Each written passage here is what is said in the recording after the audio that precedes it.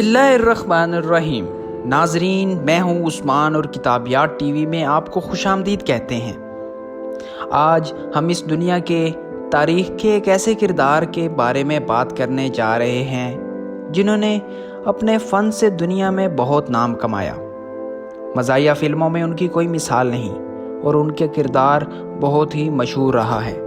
تب سے لے کر آج تک ان کی فلموں کو دیکھا جا رہا ہے۔ جب بھی ہماری فلموں میں مزاح کی بات ہوتی ہے تو چارلی چیپلن کا نام فہرست میں سب سے پہلے نمبر پر ہوتا ہے۔